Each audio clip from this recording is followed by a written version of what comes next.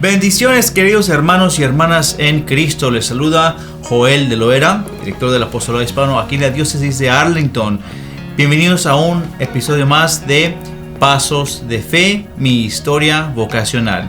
El día de hoy, pues estamos de lujo porque tenemos la gran bendición de contar con querido Padre Alejandro Marca Mancilla, que nos acompaña desde la Arquidiócesis de Chicago. Bienvenido, Padre. Bien hallados, solemos decir en mi país, a esta diócesis de Arlington. Estoy muy feliz de estar con ustedes y sobre todo de estar aquí en esta oportunidad, en este programa en el cual he sido invitado y de muy agrado poder participar. Muchas gracias, Padre. Pues queremos conocer un poquito más de Padre Alejandro Marca Mancilla.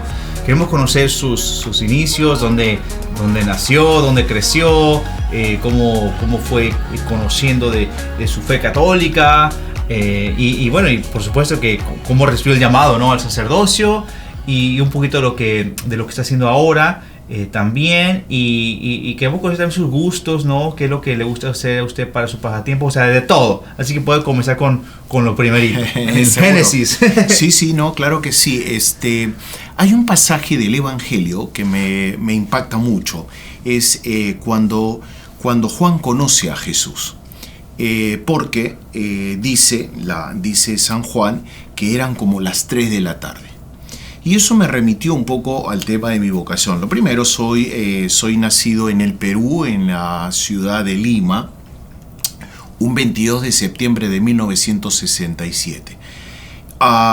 En una familia cristiana, católica. Muchas veces he hecho referencia a esto. El año 1967, o sea, nazco en una familia que se desarrolla en un ambiente postconciliar. Mamá, siempre escuché decir esto, mamá, papá, hablaban en la mesa, pero mi hermano mayor nació en el 63, un año después, o cuando murió Papa Juan XXIII. O sea, un año que se podría decir de grandes pérdidas, porque muere Martin Luther King, muere John F. Kennedy, muere el Papa Juan XXIII, o sea, grandes líderes en esos tiempos. Pero mamá siempre hablaba de lo siguiente, haciendo referencia a su papá, que en sus tiempos, por ejemplo, mi abuelo era un lector, muy amante de la lectura, lo mismo que mi madre. Pero ella contaba de mi abuelo que mi abuelo no podía leer la Biblia. Y para poder leerla, porque no estaba permitido, los laicos no podían leer la Biblia. Pero entonces mi abuelo, que tenía formación de lawyer, dice que se escondía debajo de la cama con una lamparita para leer en secreto la Sagrada Escritura. Y esa dimensión, mi madre me la transmite porque 1967 es los establecimientos de lo que llamaban las pequeñas comunidades de base. Entonces se reunían en torno a la palabra y mi mamá era una mujer muy lectora de la palabra.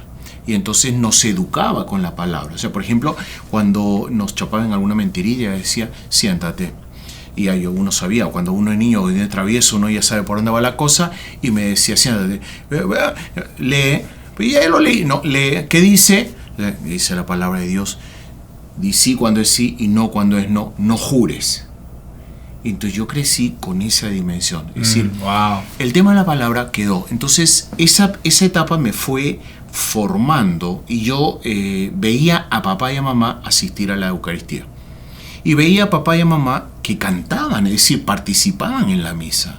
Papá tenía una voz preciosa. O sea, él cantaba el sacerdote, él hacía la segunda voz, una cosa preciosa. Entonces, tú sabes, cuando uno es niño, o sea, el papá es como el ideal y todo eso. Entonces, yo veía a mi papá que cantaba y que participaba, era fenomenal. Pero había otro detalle. En casa se comentaba acerca de lo que el padre había dicho. Y entonces yo era un niño de 3 años, pero estas realidades hicieron que me quedaran a mí, es decir, que la misa no era aburrida, de que la misa era un lugar de encuentro, de que la misa era el banquete familiar. Entonces yo crecí en esa dinámica. Wow. Y eso fueron las bases para cuando yo hice la primera comunión, ¿no? ¿Por qué hablo de San Juan?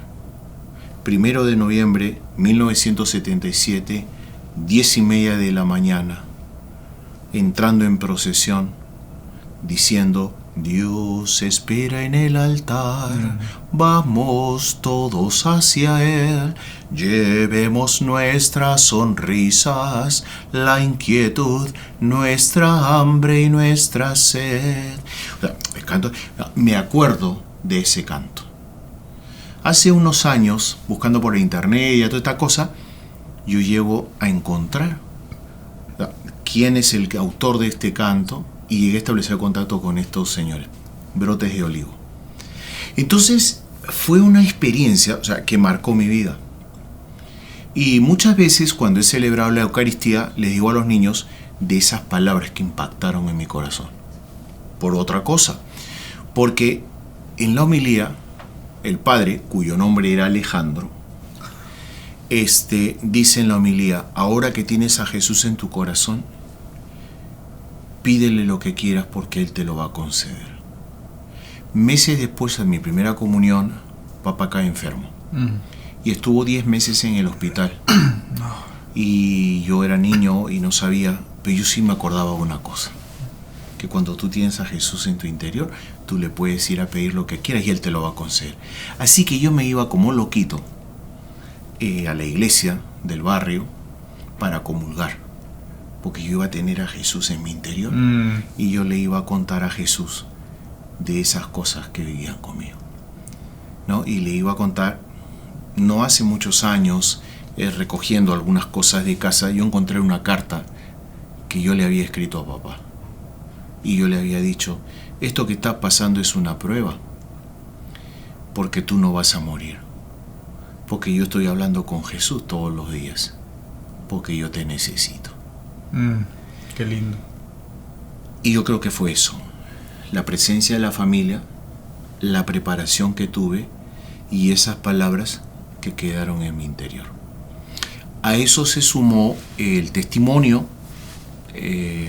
Era una iglesia parroquial, había un sacerdote, padre Rafael, que para mí es un santo. Entonces, padre Rafaelito, en lo que íbamos, papá estaba en el hospital, yo organizaba y nos íbamos a celebrar la misa en el piso porque los enfermos no podían salir. Entonces íbamos a celebrar la misa por Navidad, la misa para todos los enfermos que no podían bajar a la capilla. Y entonces llevaba a mis amigos, era un coro de jóvenes, y yo iba y organizaba. Y después de esto íbamos a visitar a los enfermos del piso, porque tenemos un sacerdote, un gran testimonio. Y ya me hice monaguillo, entonces yo lo acompañaba al padre porque me gustaba verlo, siempre andaba con su hábito. Y un sacerdote que fue un testimonio años más tarde, o sea, no hace muchos años, yo vi un testimonio muy bonito de su vida de entrega, y esto era real. Papá Rafael era eso. Y mamá y papá siempre decían: este viejo tiene un pico de oro. O sea, yo me lo imagino un San Juan Crisóstomo. Wow. ¿No? Porque a pesar de que era mayor, llegaba, era muy actual en su predicación. Entonces, esos elementos fueron dejando en mí huella para ver que el sacerdocio era una de las posibilidades que se abrían en el camino de la vida. Pero no dejé de ser niño, ¿no? Porque me gustaba jugar al soccer y yo me escapaba, iba a jugar y todas estas cosas. Me gustaba tener mi dinerito, ¿ah? Entonces yo a los 10 añitos ya comenzaba a buscar de cómo hacer para poder ¿cómo se llama? Ganarme mi dinerito y poder tener para lo que me gustaba. Porque la situación de papi, que trae una carestía, yo necesito, o sea, yo estoy queriendo, soy inquieto, me gustan tener mis cositas, entonces no era posible. Pero entonces desde muy niño empecé a trabajar y me voy dando cuenta que en esas situaciones Dios me fue preparando para lo que después Él me ha confiado. ¿Sí? El trabajo. Trabajé de clown. O sea, yo fui payaso, sí. ¿Fue payaso? Sí, yo fui payaso. Mi mamá vivía muy asustada de que yo terminara en un circo. Porque yo me gustaba eso, me ganaba mi dinerito, hacía de tribilín y después mi nombre artístico era Toffee. Toffee. Sí, candy, ¿no? Wow. Entonces, pero es en ese ámbito, es decir, como que yo me estoy alejando, pero ¿sabes qué? Cuando Dios te ha pegado el ojo, no te deja. Amén.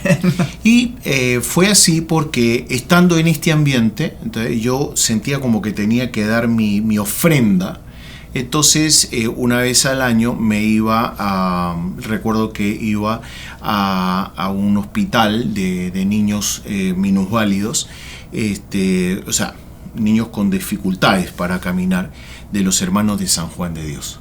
Entonces ahí hacíamos el show para alegrar a los niños, traerle un poco de alegría, y viendo esos cuadros, y el otro era era el hospital de enfermedades neoplásicas. Entonces niños que veías con 5 añitos que estaban con leucemia. Entonces yo veía que si yo tenía posibilidades, entonces esto fue calando, ¿no? Me volvió a conectar en mis tiempos cuando yo era niño, iba al hospital y papi estaba enfermo, pero de alguna manera dar, ¿no? O sea, el dar. Yo creo que eso era una expresión de mamá siempre, una mujer muy generosa.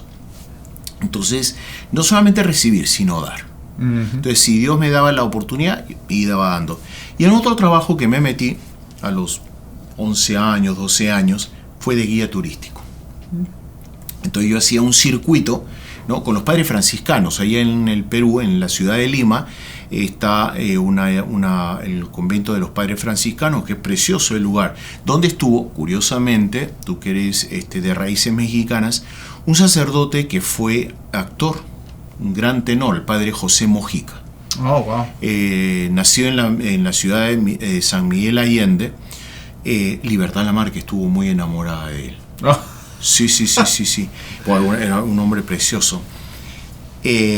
Solamente una vez es la canción que le dedica Agustín Lara a Padre José Mojica. Y yo llego cuando él está a punto de morir allá en este convento. Entonces me involucré. Entonces yo hacía los tours, un niño de 10, 11 años, haciendo de guía. Como que llama la atención, porque ahí es donde yo aprendo a desenvolverme un poco en público, ¿sí? Entonces procuraba, ¿no? Tú sabes, impactar, porque yo sabía que al final del tour, $1. Entonces yo ganaba mi dinerito, es así como yo voy creciendo, pero en ese ambiente franciscano. Entonces me voy involucrando, voy viendo un poquito más de cerca, ¿no? La vida religiosa, la vida de los frailes franciscanos.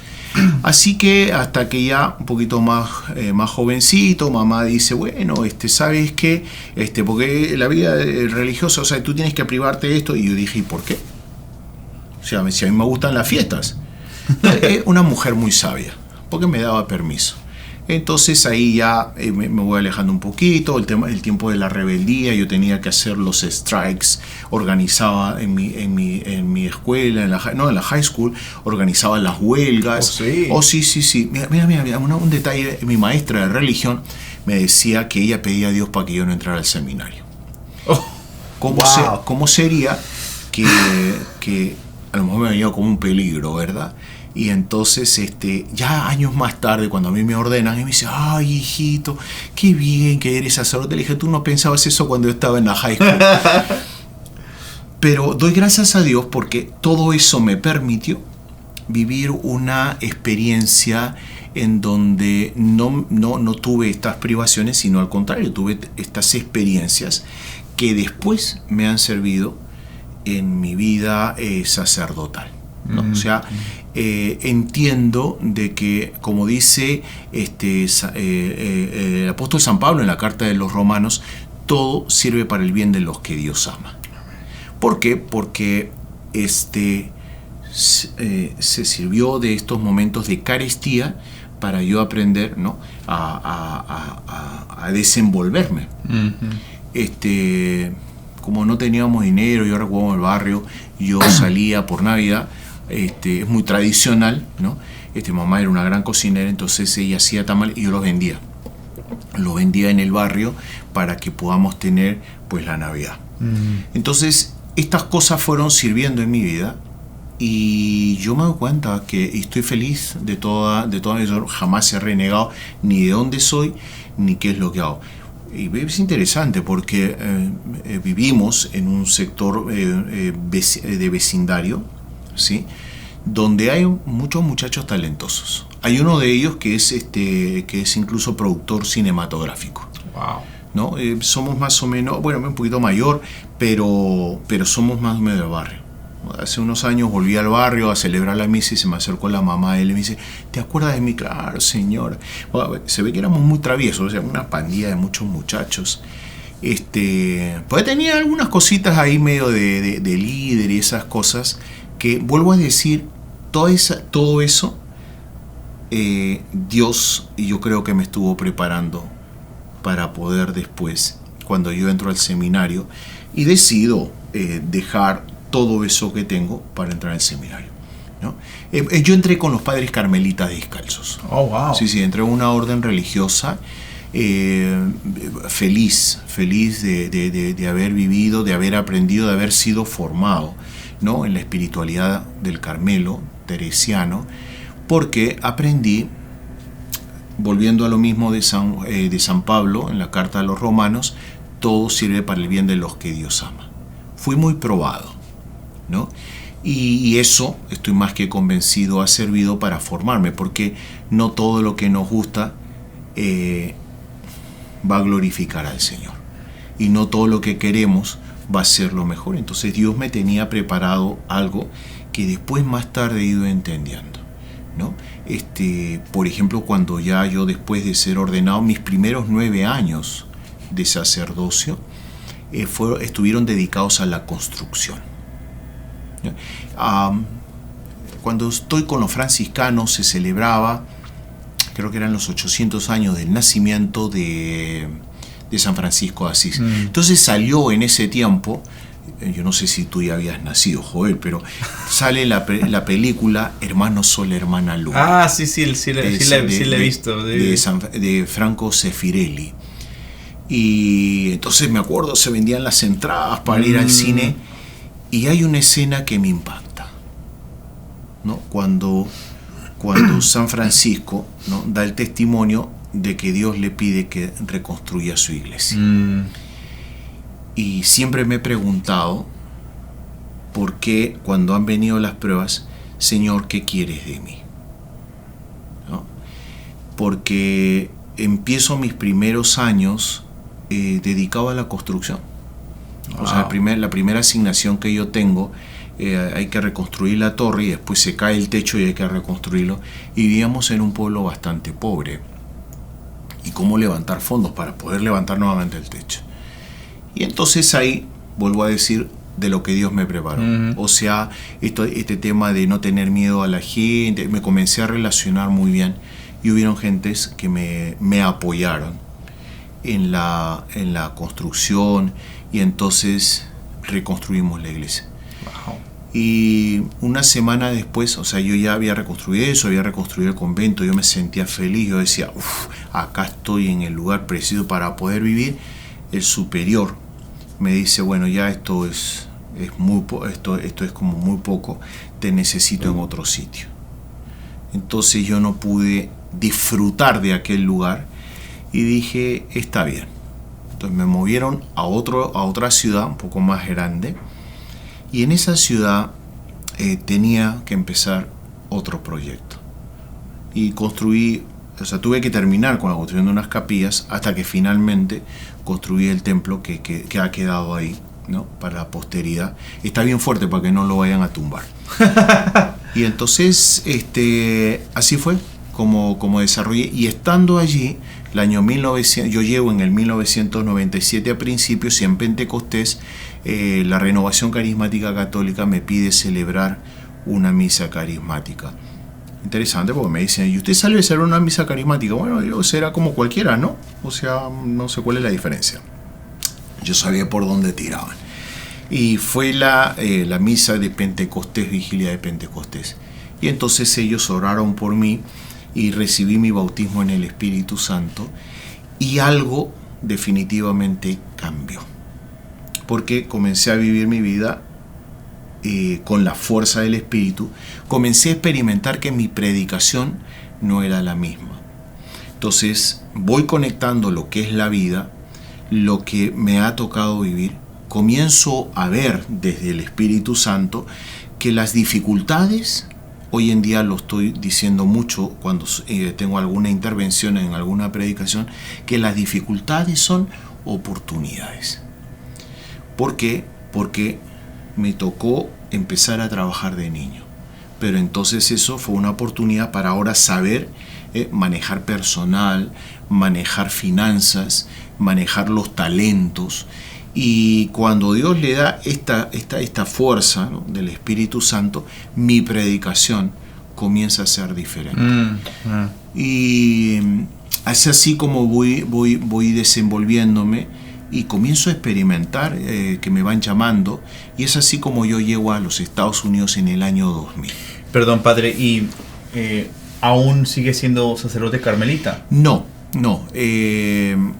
Yo en el año 2006, las dificultades son oportunidades.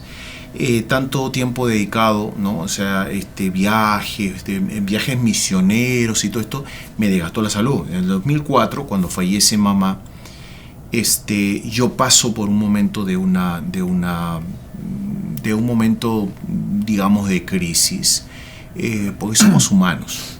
Sí, y entonces el dolor fue tan intenso que yo experimento un dolor muy grande.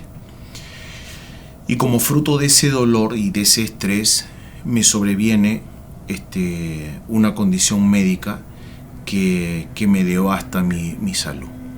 Entonces hablé con mis superiores y les pedí que vendría a los Estados Unidos para estar una temporada. Yo nunca planeé salir, porque siempre decía, Señor, tú me tienes que dar el ok. Planeé salir de mi país para descansar, para recuperarme, porque el médico me dijo que si yo no hacía un cambio en mi vida tendría 7 años de vida útil. Wow. Entonces, con ese convencimiento vine a los Estados Unidos, y estando aquí en los Estados Unidos, el que ahora es arzobispo de San Antonio, Texas, Monseñor Gustavo García Siller, me dijo, date cuenta de lo que estamos viviendo y la necesidad que tenemos. Así que me comencé a dar cuenta de que Dios quería, porque en el año 2000 yo participo de un retiro sacerdotal internacional en la ciudad de Caguas, Puerto Rico. Y allí, estando ante el Santísimo, el Señor me habla. O sea, hoy en día, ¿no? O sea, me habla y me da una promesa. Es decir, el Señor me hace un llamado por medio de Isaías 42. Te llevaré por todas las naciones para que hables y seas luz de las naciones. Yo no entendía esto. Entonces el 2000, mamá del 2004, y pasa el tiempo y sigo sin entender, hasta que ya cuando se me desbarata la salud, porque yo pensaba que esto iba a ser en donde yo estaba, y no se daba, había, digamos, mis superiores pues igual no entendían lo que estaba pasando, y yo menos. Así que cuando salgo con este permiso, ya estando aquí, recibo este llamado y opto por hacer después de un largo discernimiento, y estaba ya después de un buen momento, pero en ese buen momento es cuando termino tomar la decisión de dejar mi país, y me toca dejar la orden, ¿no? Entonces hice la petición al arzobispo de Chicago, y así fue como empecé el proceso de incardinación. No fue inmediato, tardaron años que me permitieron discernir. Y con mi director espiritual fui descubriendo, o sea, dándome cuenta si es que es lo que Dios está queriendo para mí o es un capricho. Así que con el tiempo he venido encontrando la respuesta. En un tiempo, en una oportunidad, predicando en la ciudad de Stockton, California, hay una mujer que se me acerca y me dice, ay padre, bendito Dios, gracias a Dios usted se enfermó. Y yo me quedé así como que gracias a Dios que me enfermé. Me dice, sí padre, porque si usted no se hubiera enfermado, usted no hubiera venido a este país a estar entre nosotros. las dificultades son oportunidades. O sea, me permitió leer. O sea, porque la iglesia nos enseña, Dios nos habla a través de su palabra, un sermón, los santos, ¿no? La literatura de los santos, o a lo mejor el testimonio de los santos. Pero también, ¿no? Cuando estamos viviendo en vida de oración, Dios te va a hablar a través de algún acontecimiento, o como esta mujer que me vino a confirmar y que vine a entender por qué Dios había llevado a mi madre consigo y que Dios se estaba valiendo en este momento de mi enfermedad para decir, este es el momento de desarrollar lo que es el tema de la vocación. Entonces, fue, como te digo, un largo proceso. He tenido la bendición de convivir con sacerdotes hermanos sacerdotes del clero secular, que ha sido una experiencia maravillosa, ¿no? O sea, por ejemplo, la primera oportunidad que yo tengo, o sea, siempre el padre Leonard Tooby, él me decía, tú para mí eres una bendición. Y compartíamos la palabra y juntos, podríamos decir, preparábamos lo que era la homilía para el pueblo. Decía, el pueblo tiene hambre, ¿qué le piensas decir tú a la comunidad hispana? Y él me decía, yo le pienso decir esto a la comunidad anglo. Entonces compartíamos la palabra, era una cosa fenomenal. Wow. Un hombre muy apasionado por la vida, de corte bastante abierto. Y después, en el tiempo, viví con otro sacerdote bastante conservador, pero también una bella persona. Y comenzamos a vivir esa realidad. Entonces yo he entendido que todo lo que Dios nos va dando sirve para el bien de los que Dios ama, y que Dios en todo este momento me estuvo preparando para la misión. Es así como en su momento, ya hace unos 3 años, el señor arzobispo de la arquidiócesis de Chicago me invita para yo ser su liaison, su representante para la comunidad carismática católica de Chicago. Y es donde yo me encuentro en este momento. Esto es un poquito así medio resumido, porque la vida está llena de muchas experiencias. Antes del sacerdocio y después del sacerdocio. Antes del sacerdocio, experiencias maravillosas que, como te digo, me han llevado a poder experimentar lo bello que es la vida, a poder entender que uno tiene que disfrutarla al máximo. O sea, yo siempre que tengo la oportunidad con jóvenes, le digo, mira chicos, hay que aprovechar la vida al máximo, ¿no? Porque nos da muchas oportunidades. Y yo voy experimentando en estos tiempos de muchos chicos que de pronto como que viven aburridos. Pero yo vivo, esta es otra frase que yo suelo usar mucho en mis prédicas, es que yo nací en el siglo pasado. Sí, claro, 1967 pertenece al siglo XX. Pero mi generación no había celular y vivíamos felices porque, no sé, salíamos a la calle, entonces no tenían por dónde controlarte dónde estábamos. Entonces nos escapábamos, nos juntábamos para jugar soccer y entonces hacíamos apuestas, ¿no? Entonces hasta tarde. Y mamá no sabía por dónde andaba. Bueno, en el barrio todo el mundo sabía por dónde estábamos. Esos eran los mejores celulares. Para la vecina, por allá lo vi. Entonces no nos podíamos escapar. Pero me permitió vivir toda esa realidad. Wow. ¿No? El jugar, el inventarme. O sea, inventamos los juegos. Yo me acuerdo que no teníamos. Y hoy en día voy viendo esto que está pasando, ¿no? O sea, esto que se vive acá. Entré a jugar, a formar parte de un team de Perú, ¿no? Universitario de deportes. Entonces yo quería jugar pero yo no tenía los zapatos y mis padres no tenían para comprarme zapatos de toperoles para andar.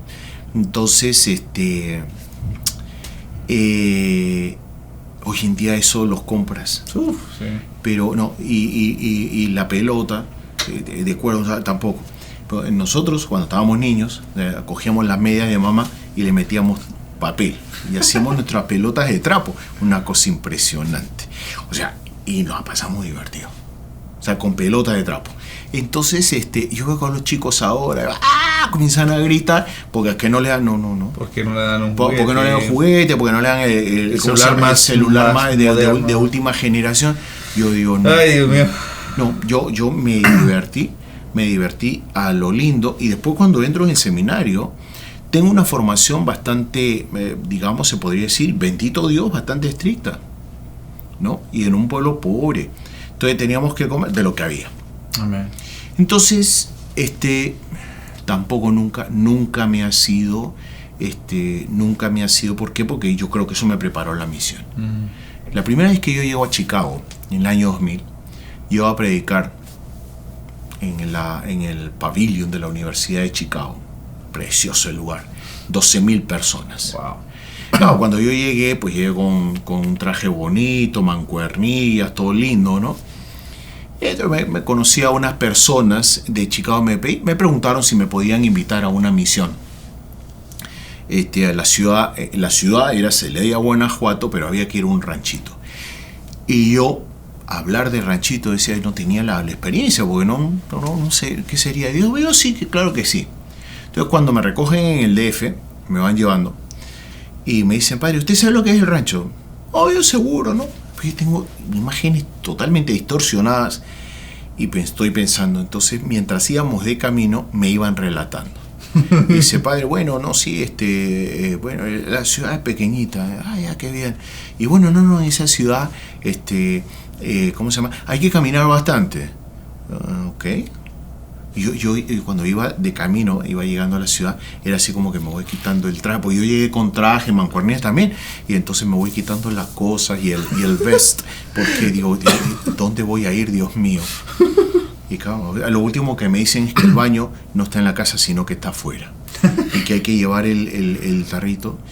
Y yo dije, Dios santo, ¿dónde me va a llevar? Parece. Y sabes qué, que la formación que uno ha recibido en la austeridad me permitió vivir una experiencia maravillosa. Wow.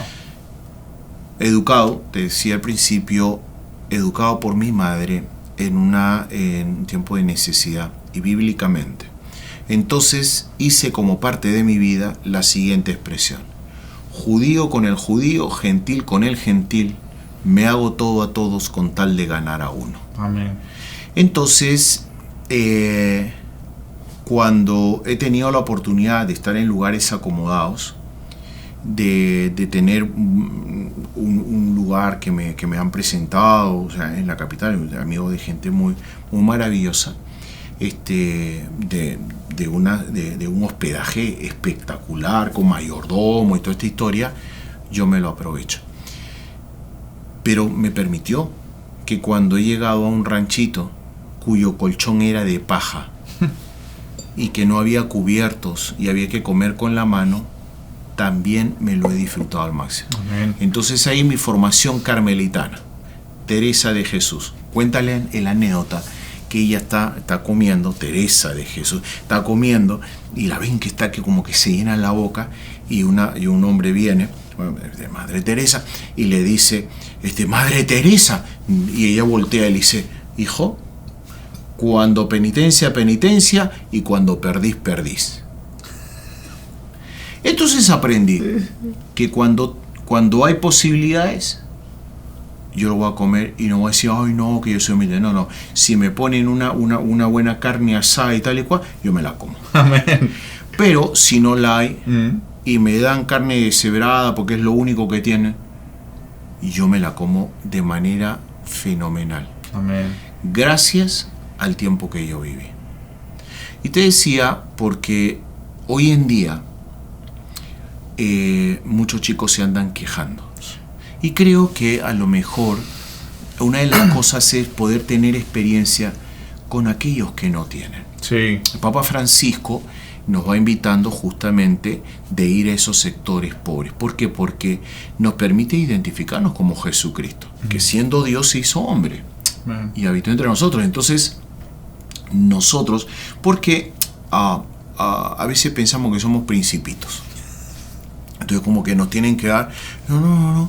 Y si nosotros leemos la vida de los santos, o sea, hace poco estuve viendo la vida de Pablo VI, de Juan XXIII, de Juan Pablo I.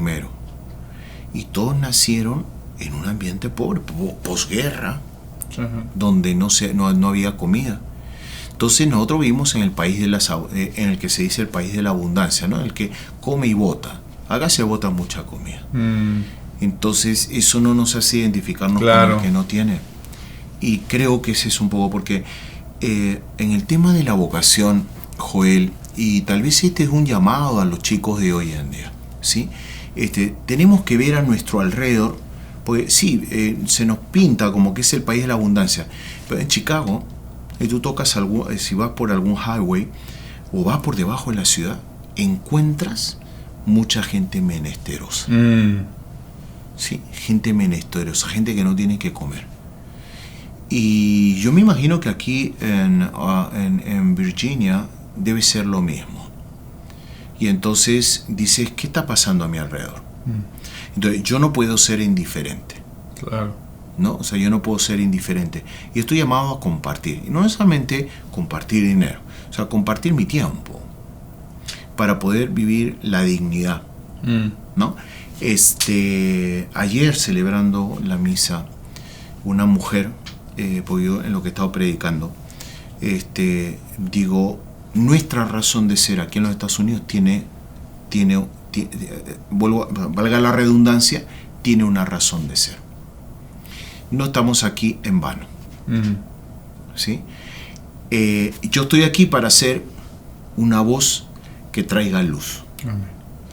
Pero toda persona sencilla, que sufre y entonces tenemos aquí una razón. Y saliendo a la misa, una mujer me dice, llorando, me dice, gracias porque ahora puedo entender que mi vida tiene una razón de ser. Gracias porque ahora descubrí mi vocación aquí en los Estados Unidos. Y yo dije, bueno, gracias Señor por usarme en este sentido, por usar esta idea, por usar esta expresión para que esta mujer pueda entender. Y me dice, Padre, aquí se pasa muy difícil, pero ahora entendí por qué Dios y yo de la misma manera. Vivimos en una cultura tan diferente, pero la cultura hispanoparlante es una cultura religiosa, es una cultura que está llamada a darle un contenido a una sociedad que si no tiene dinero no puede hacer las cosas. Y yo estoy más que convencido que la pobreza no es un delito, que el haber ido trabajando nos da la posibilidad de ser como cuando yo era niño, inventor.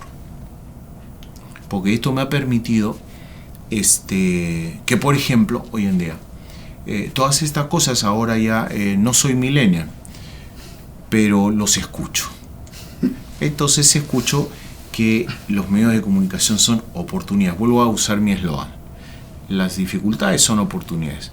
Entonces estoy usando las redes sociales para dar ese mensaje de esperanza. ¿Sí? Tengo un canal en YouTube, tengo una página en Facebook, y entonces usando los medios, pero entonces a veces no sé cómo hacerlo. Entonces son los chicos los que me dicen, padre, haga esto. Tengo una sobrina y me dice así con las manitos, tío, yo no te he visto en TikTok. Ay, Dios santo. Y dije, bueno, vamos a hacer. Y entonces empezó un pequeño podcast que le estoy dando forma, que se llama Al ritmo de la palabra. ¿Sí? Al ritmo del rock, al ritmo de la bachata, al ritmo de la cumbia. Es decir, porque la palabra entra con ritmo. Amén. ¿Sí? Entonces, y Dios tiene, o sea, yo escucho muchos testimonios de sacerdotes raperos y todo esto, al ritmo de la palabra. O sea, la palabra tiene un ritmo que podemos hacerla albergar, ¿no? Y vivo mi vida, te digo, o sea, hoy en día no me falta, me falta mucho tiempo. Padre, ¿y usted va a rapear? No, mira, yo pero no sabe cantar muy bien. Sí, cuéntenos sí. un poquito de... Porque Dice, sé que su papá era mi papá era un cantaba, cantante y la mamá también. La mamá también me introdujo, cuando éramos niños nos llevaba a la zarzuela. Y hace poco, estando en Utah, me encuentro con un padre y estamos hablando, una de la directora de apostolado hispano de Utah, y entonces una española. Entonces estábamos hablando, ¿dónde estarán nuestros mozos? Que a la verdad, hablando de la zarzuela y todas estas cosas. Entonces eso me fue introduciendo. Este año cumplo 30 años. Y me gustaría retomar, gracias. Me gustaría retomar algunas producciones musicales que he hecho, que no son de cantos propios, pero tengo un amigo que es cantautor y me ha dicho, padre, me gustaría sacar una producción inédita contigo, con tus historias tal y cual, y hacer esto en plan de, así que sea un poco de...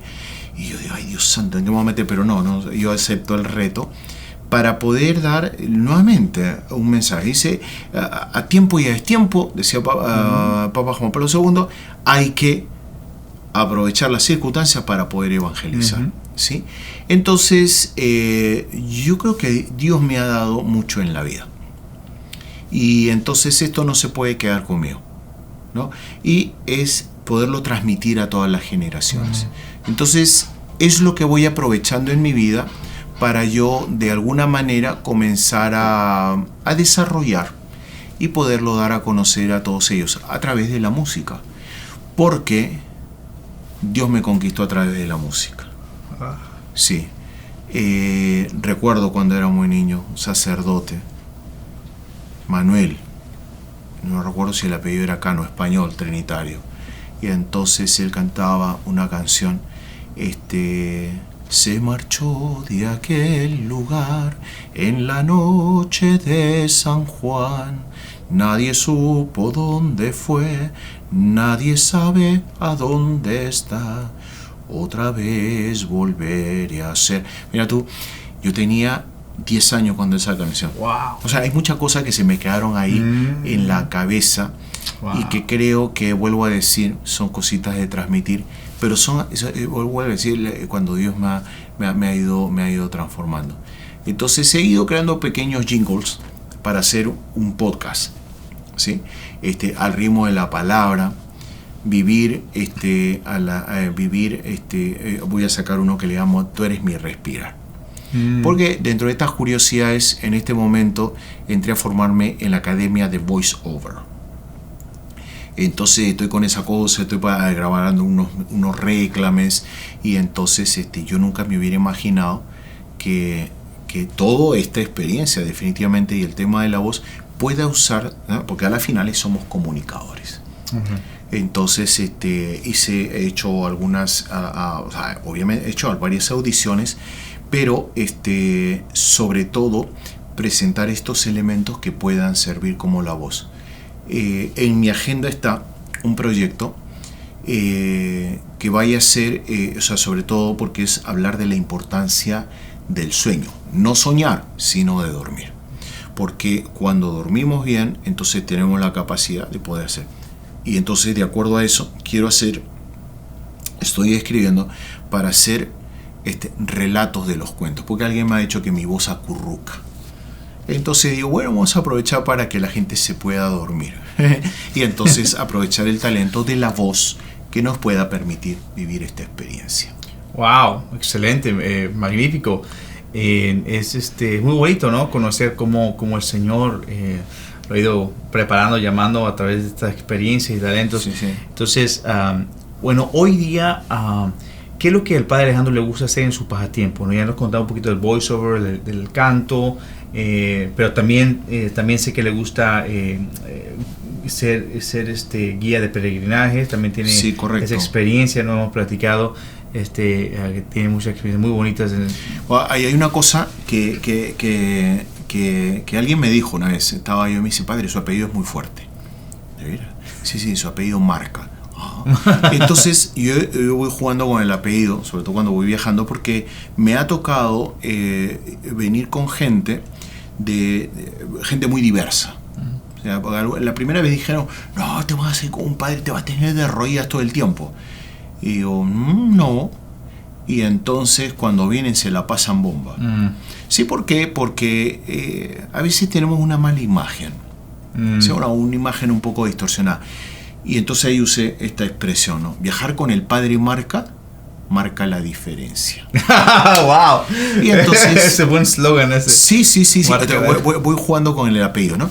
Pero efectivamente hemos vivido, me he hecho muy amigo de varios de los guías en Europa y en Israel, sobre todo cuando he ido, pero en Europa me lo han dicho personalmente. Me dicen, oye, nos encanta trabajar contigo, ¿no? Entonces, ¿por qué? Porque vamos entrando en cultura de dialogar, porque esto yo creo que es lo importante, Joel.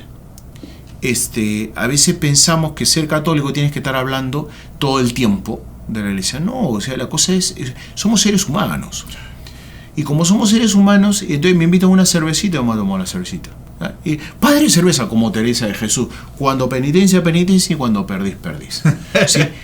Yo no me voy a emborrachar. Claro. ¿Sí? Pero va a ser el momento como para entrar en diálogo con otro, ¿no? Entonces, esto me ha ayudado. Y he tenido en los grupos que he llevado gente de todo tipo. ¿Sí? En alguna oportunidad viajando a Tierra Santa vino una señora y vinieron con 10 más. Y me dijeron, sí, porque el pastor, ¿cómo que el pastor? Digo, disculpe, usted está en mi oficina, yo soy sacerdote católico y celebramos misa toda. Es que a mí me dijeron que tenía que viajar con usted porque marca la diferencia. Oh, perfecto. Y viajé con 15 evangélicos. ¡Wow! Y quedaron impresionados y venían a la misa porque comenzaron a entender, o sea, acá no teníamos por qué estar, acá no, usted ha venido de la Tierra Santa, no tiene por qué estar hablando de religión. Vamos a hablar de lo que son nuestras raíces. Y fue una experiencia maravillosa. Wow. Genial. Entonces, yo creo que en primer lugar, o sea, ¿yo por qué te cuento esta historia? ¿No? Porque me imagino que hay muchos chicos que nos están viendo que a veces tienen una idea un poco distorsionada, como que va a entrar a la iglesia católica, tengo que estar todo el tiempo de rodillas. No, hay momentos de ocio. Hay momentos y yo me gusta, tengo mis hobbies, me gusta bordar. ¿Oh? Me gusta bordar. Me gusta cocinar. Ah. Sí. O sea, pasta, ¿verdad? Sí. Una vez que me fui a Italia dije yo, no, ya forget it, nada de pasta dura, no. Yo quiero pasta al dente, quiero pasta hecha en casa. Así que me compré mi máquina y tengo mi máquina para hacer pasta. Wow. Así que yo me la disfruto, me preparo. Y entonces estuve hablando con un amigo sacerdote, es decir, una de mis últimas asignaciones, él italiano-irlandés. Entonces él trae la receta de su abuela, la salsa matriciana. Y dije, Tony, yo voy a hacer la pasta. Eso fue bocata de cardinales.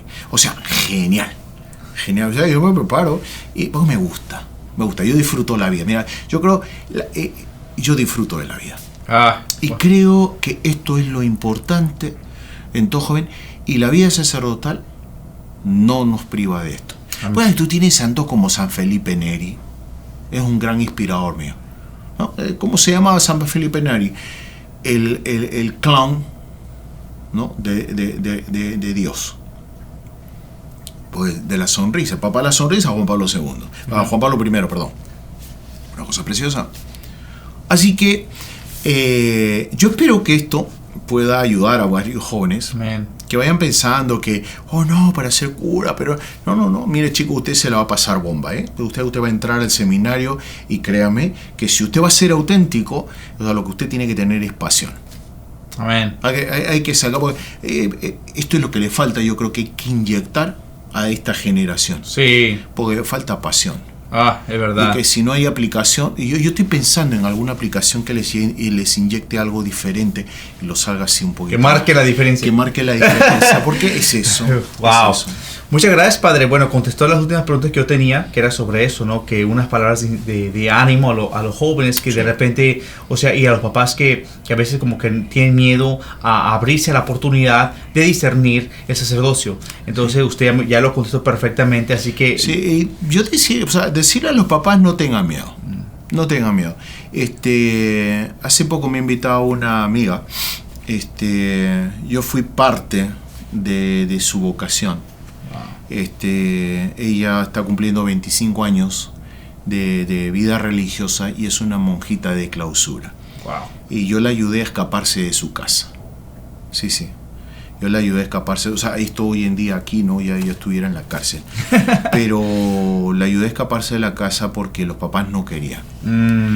Y después de que ella tuvo el encuentro con sus padres, el papá se convirtió, se casaron, y quien ha velado por la mamá en momentos de dificultad y ha tenido permiso del monasterio y ha ido a atenderla. O sea, los papás que me escuchan, que me ven, un hijo a la vida consagrada, un hijo a la vida sacerdotal, jamás se pierde. Jamás. Usted va a ganar. Va a ganar una familia, va a ganar, no piensen en el privilegio, no, piensen que usted va a ganar toda una familia muy bonita, porque eso es lo que trae la vida sacerdotal. O sea, Jesucristo nunca nos va a dejar solos. ¿Sí? O sea, renunciamos. ¿Sí? La palabra renuncia suena como fea. Optamos, hacemos una opción de vida, como tú has hecho la vida, tu opción por el matrimonio.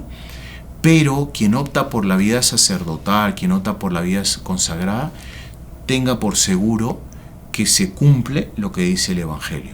Amén. Quien deja padre, madre, casa, tendrá 100 veces más. Eso es una cosa que yo la he visto cumplir. A donde voy me ofrecen las casas. Y así que yo tengo más de una casa. Amén. Por cualquier parte del mundo. Wow. Así que si usted se anima, si usted quiere ser rico, déjelo todo por el Señor y va a ver que va a tener mucho. Amén.